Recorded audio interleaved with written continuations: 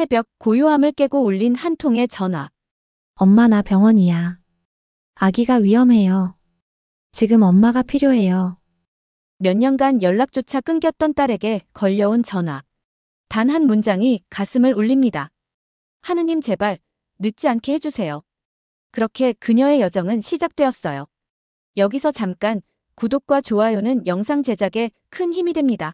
그 궁금한 이야기 시작하겠습니다. 한밤중이었어요. 두바이의 화려한 불빛조차 잠시 숨을 죽인 듯 고요한 시간대였죠. 제 방은 아주 조용했어요. 공기청정기가 낮게 울리는 소리, 창문 너머 사막바람이 유리창을 스치는 듯한 속삭임만이 들리고 있었어요. 천장은 은은한 백색빛으로 물들어 있었는데 달빛을 흉내낸 조명 시스템이었어요.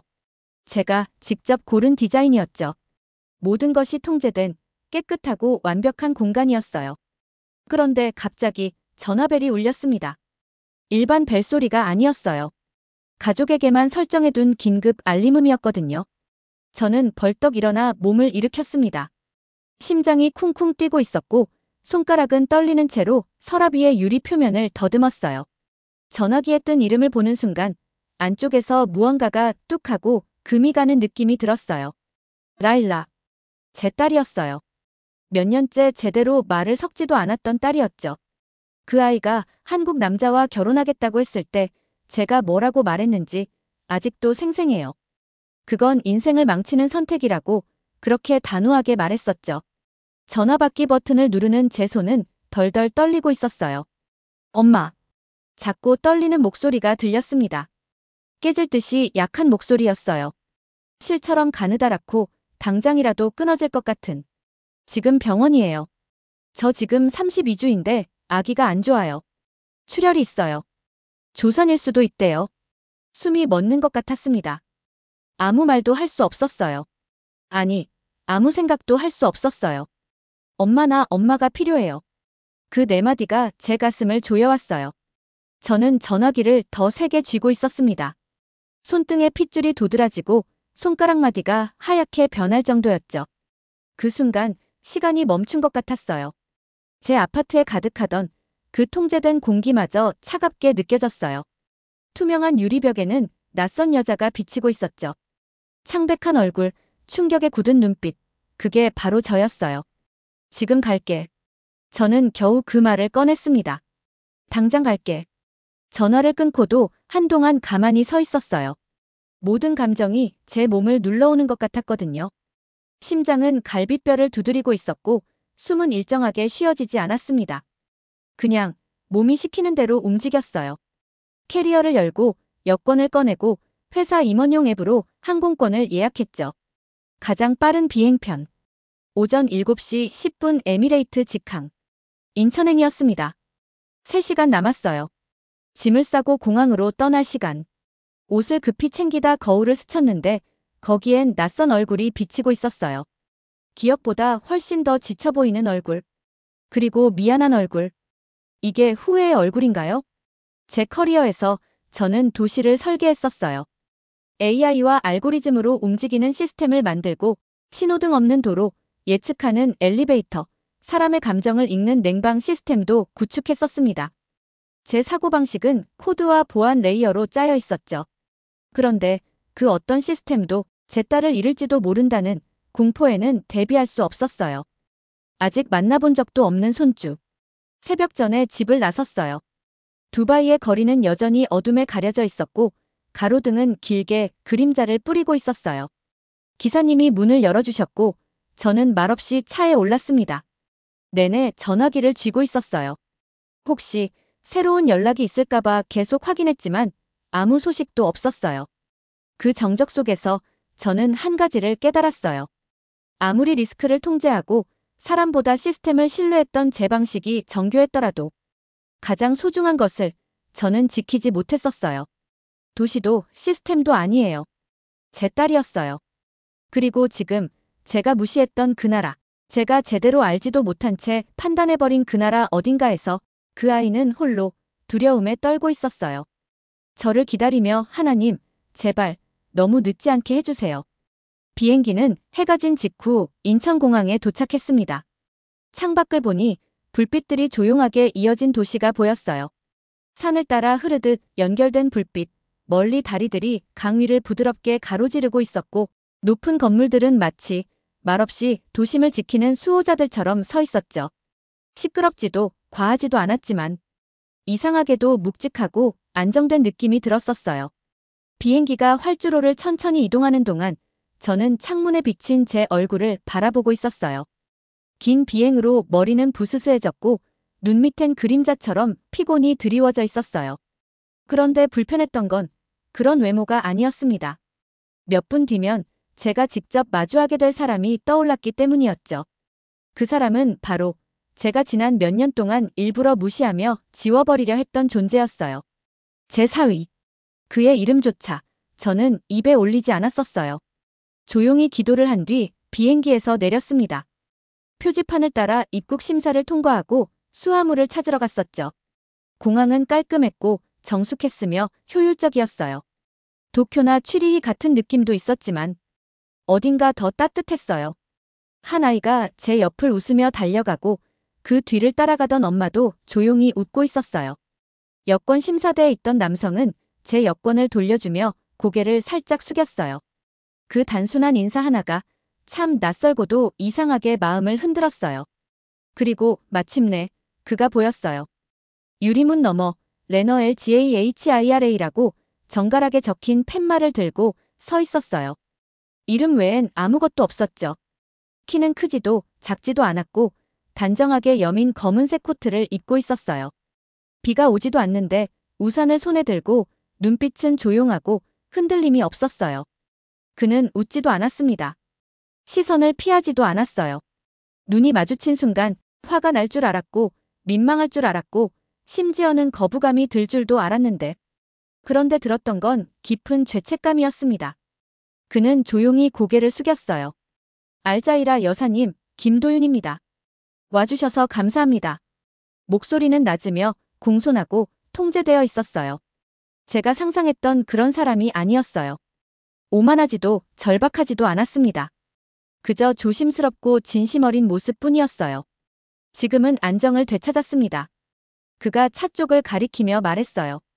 출혈은 멈췄고 아기도 당장은 괜찮다고 합니다. 의사들이 절대 안정이 필요하다고 하더라고요.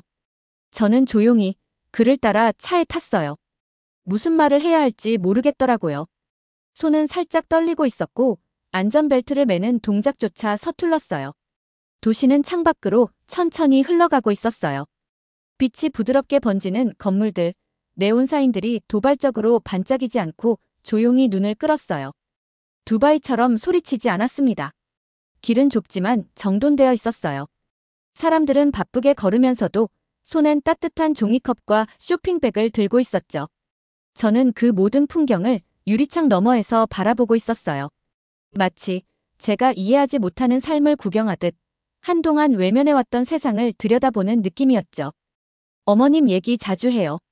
그가 조용히 말했어요. 보고 싶어 했습니다. 그런데도 지금까지 연락 한 번 없었네. 그는 잠시 머뭇거렸어요. 상처 드릴까봐 그랬어요. 언젠가는 마음이 풀리시리라 믿었어요. 저는 다시 고개를 돌려 창밖을 바라봤습니다. 차 안의 정적은 말보다 무거웠어요. 그런데 그 안에서 무언가가 천천히 움직이고 있었어요. 조용히 아주 깊은 땅 밑에서 지각이 흔들리듯 변하고 있었습니다. 이 남자가 딸아이의 실수일 거라고만 생각했었어요. 하지만 지금 이렇게 그의 옆자리에 앉아 병원 소식을 체크하는 눈빛과 저를 향한 조심스러운 배려를 바라보는 순간 제가 틀렸을지도 모른다는 생각이 들었어요. 그리고 저는 그게 너무 무서웠습니다.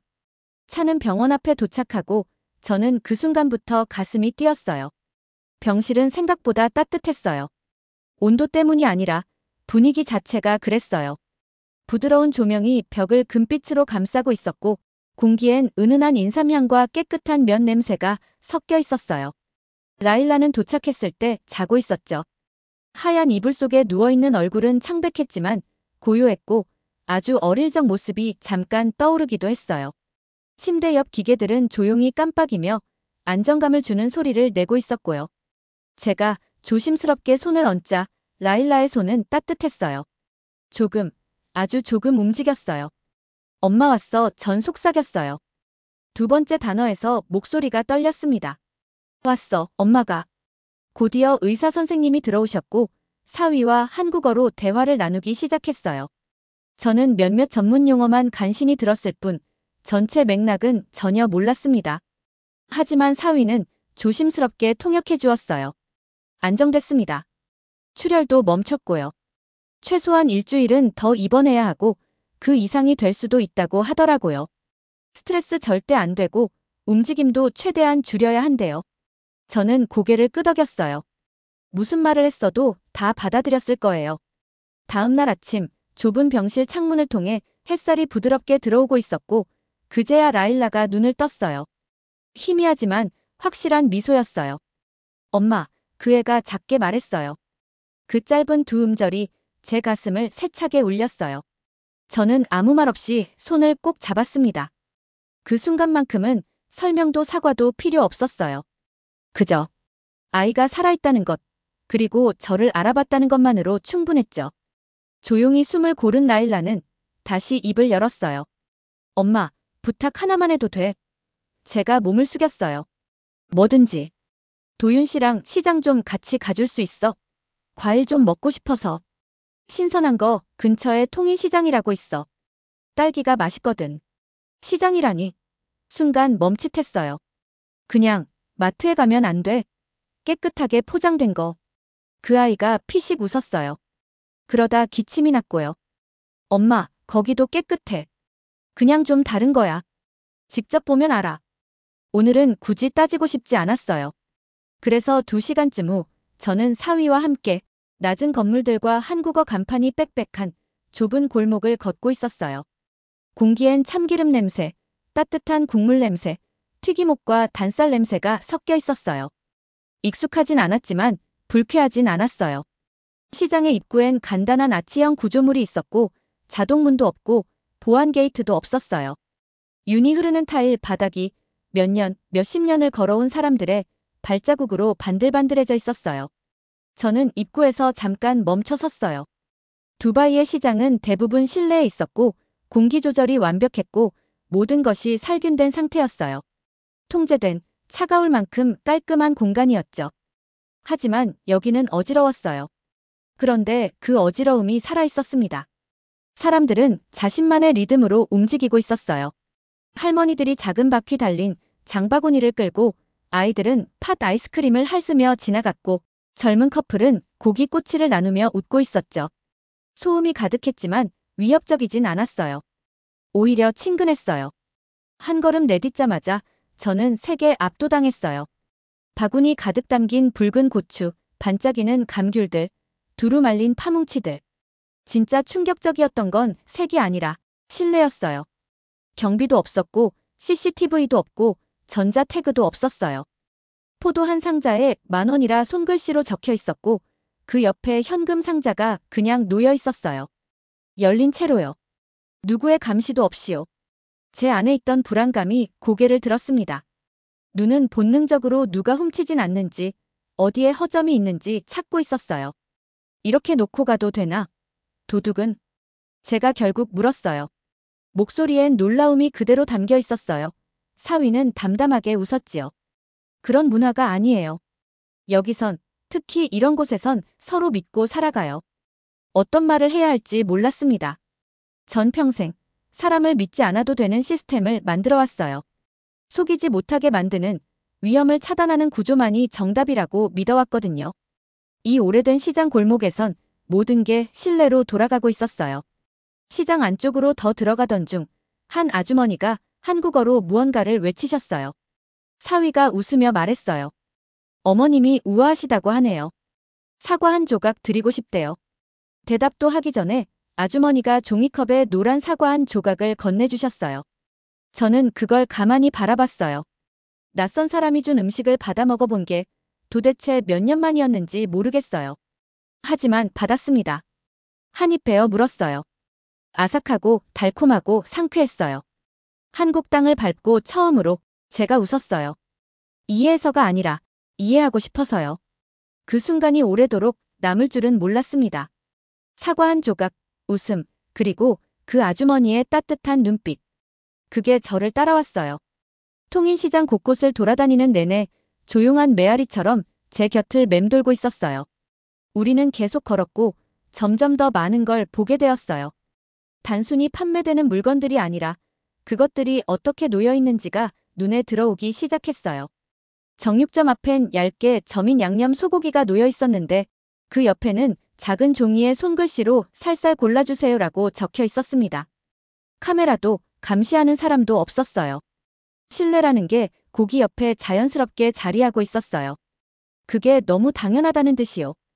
빵집과 건어물 가게 사이에 조그맣게 자리한 금은방에도 들렀는데 진열대엔 벨벳 천 위에 반지와 목걸이들이 그저 놓여 있었어요. 유리도 없고 자물쇠도 없었죠. 그냥 그대로 누구든 손댈 수 있게 펼쳐져 있었어요. 저는 걸음을 멈췄어요. 이거 진짜인가요? 사위가 진열대를 한번 보고 제 얼굴을 보며 말했어요. 대부분 18K입니다. 도둑이 안 훔쳐가나? 그는 조용히 웃으며 고개를 저었어요. 가끔 동전이 바닥에 떨어져 있으면 지나가던 사람들이 다시 주워줘요. 그건 대답이라기보다 믿음처럼 들렸어요. 학습된 태도, 주입된 규칙이 아니라 몸에 밴 원칙처럼요. 저는 시선을 돌렸어요. 도무지 이해할 수가 없었거든요. 두바이에선 제가 직접 만든 시스템 안에서 살아왔어요. 지하철역 하나에만 32대의 카메라가 설치되어 있었고 게이트는 3초 안에 홍채를 인식해서 사람을 통과시켰어요. 도둑질이란 건 도덕이 아니라 두려움이 막고 있었어요. 그런데 여기선 그 도덕이 강요된 게 아니라 살아있었어요. 우리는 떡볶이 가게 앞을 지나쳤어요. 드라마에서나 보던 그 빨갛고 매운 떡볶이. 냄새는 진하고 달콤했으며 색은 한없이 선명하고 당당한 붉은색이었어요. 하지만 제 시선을 끌었던 건 음식이 아니라 그 가게의 모습이었어요. 사람이 없었어요. 가게 안에도 주변에도 아무도 보이지 않았어요. 그런데 커다란 냄비 옆엔 현금통이 열려 있었고 반쯤 채워져 있었어요. 손글씨 메모에는 이렇게 쓰여 있었지요. 한 그릇 2,000원. 셀프로 덜어드세요. 거스름돈은 하얀 상자에 있어요. 저는 그 자리에 멈췄어요. 주인은 당황해서 물었어요. 화장실에 갔거나 옆 가게 도와주고 있을 거예요. 사위가 무덤덤하게 말했습니다. 그런데도 사람들이 그냥 계산해. 그렇죠. 그는 아주 조용히 덧붙였어요. 어릴 때부터 배워요. 저는 움직이지 못했습니다. 그 순간 시장 전체가 흐릿하게 느껴졌어요. 사람들의 소리, 색감, 움직임이 모두 배경처럼 멀어졌고 그 안에서 제 마음속 무언가가 천천히 무너지고 있었어요. 제가 믿어왔던 세상이 한 겹, 한 겹 해체되고 있는 것 같았지요. 지갑을 꺼냈어요. 천천히, 묵직한 손으로요. 나 뭐 하나 해보고 싶은데 사위는 아무 말도 하지 않았고 그냥 제 얼굴을 지켜보고 있었어요. 저는 과일 가게로 걸어가서 딸기를 몇 개 골랐어요. 가게 주인은 다른 손님을 응대하고 있었고 저는 준비해둔 동전을 철제 상자에 정확히 맞춰 넣었어요. 그리고 가만히 기다렸어요. 가게 아주머니는 잠깐 고개를 돌리더니 저를 보고 살짝 웃었어요. 고맙다는 눈빛이었습니다. 저는 이상했어요. 익숙하지 않은 감정이 밀려왔고 어쩌면 감동이었는지도 모르겠어요. 도대체 어떤 사회가 이렇게 돌아가는 걸까요? 다시 사위를 봤어요. 여긴 사람들이 작동할 거라 믿기 때문에 되는 구조네. 그 믿음이 기반이네. 그는 한 번 고개를 끄덕였어요. 맞아요. 제 고향에서는 신뢰란 계층을 쌓아야 생기는 거였어요. 비밀번호, 인증 토큰, 지문 인식. 그렇게 해야만 겨우 신뢰가 시작됐어요.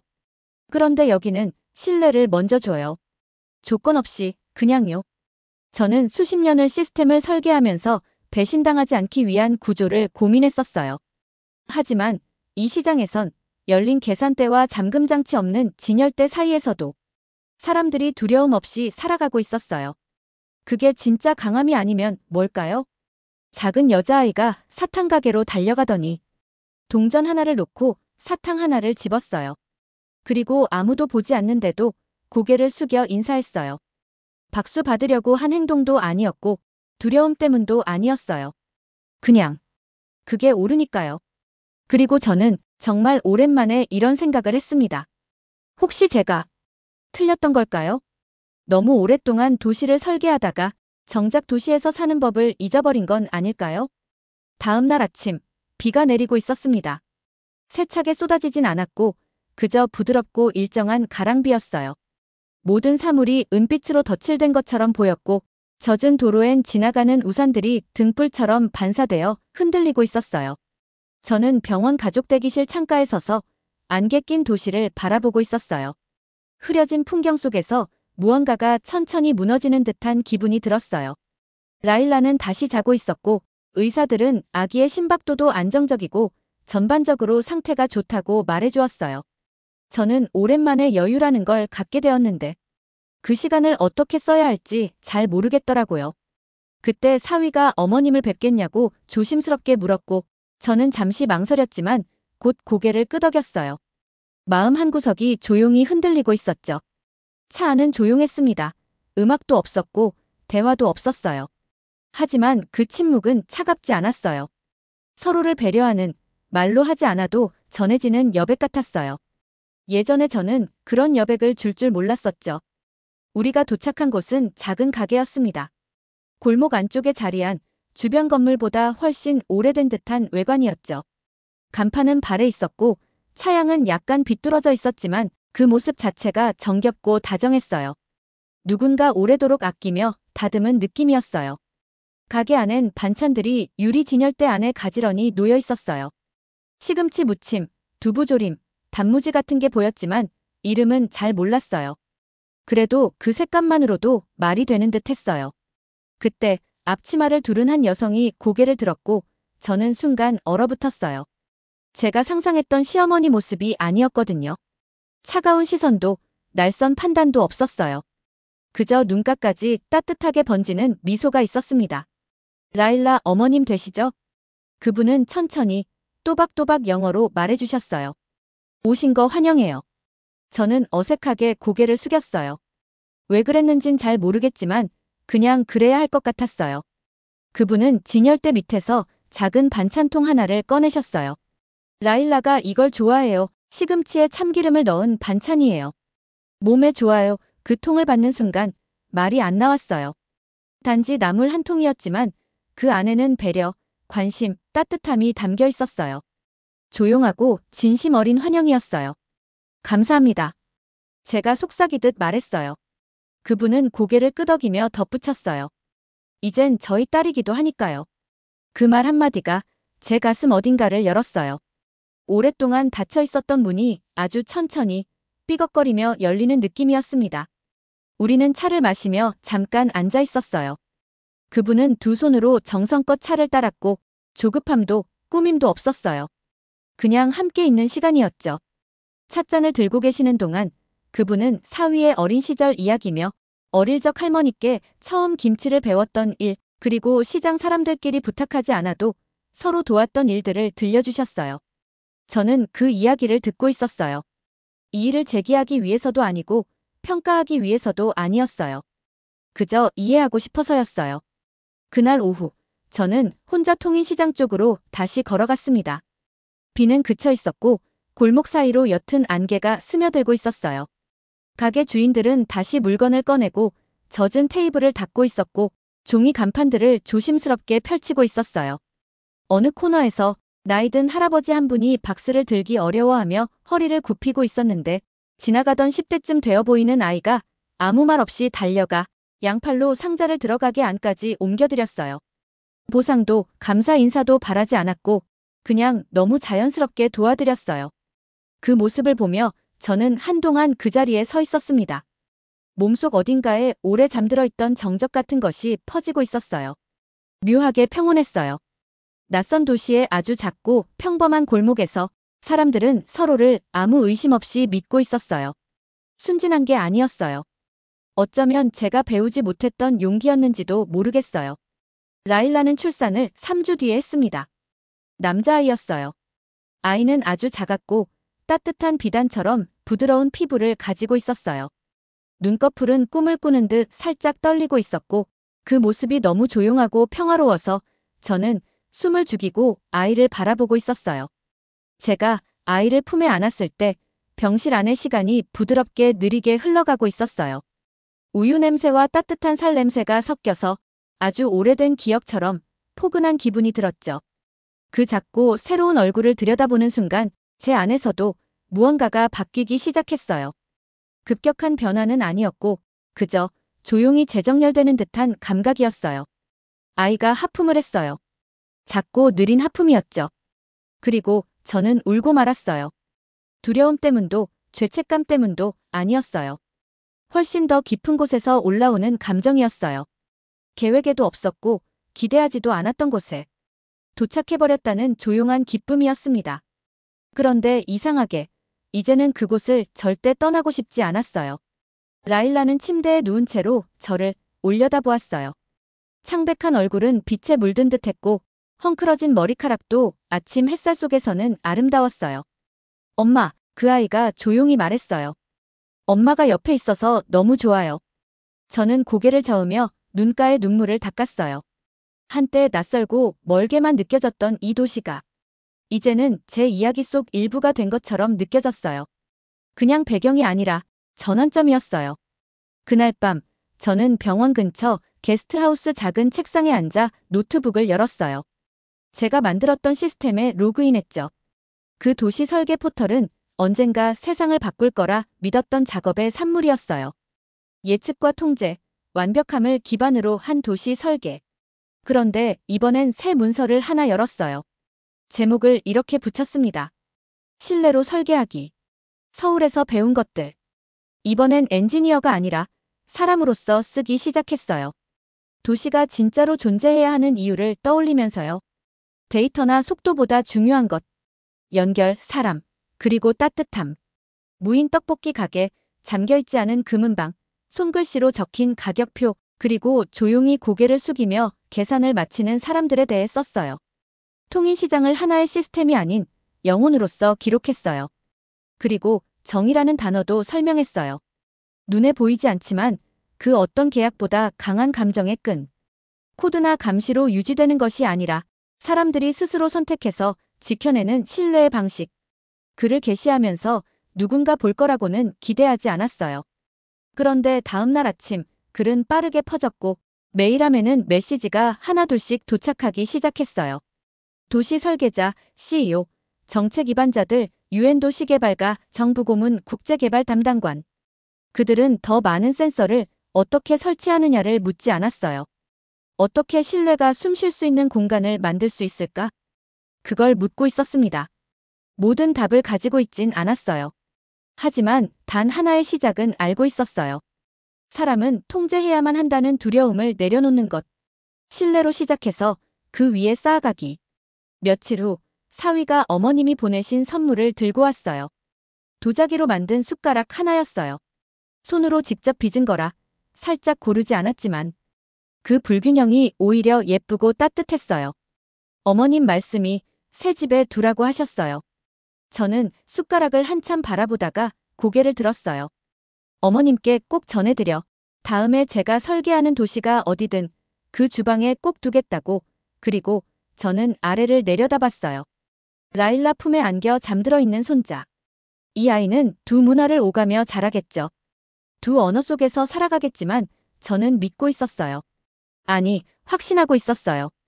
이 아이는 자기 할머니가 결국 사람을 신뢰하는 법을 배웠던 세상에서 자랄 거라고요. 시스템만이 아니라 사람을 그리고 어쩌면 사랑도요.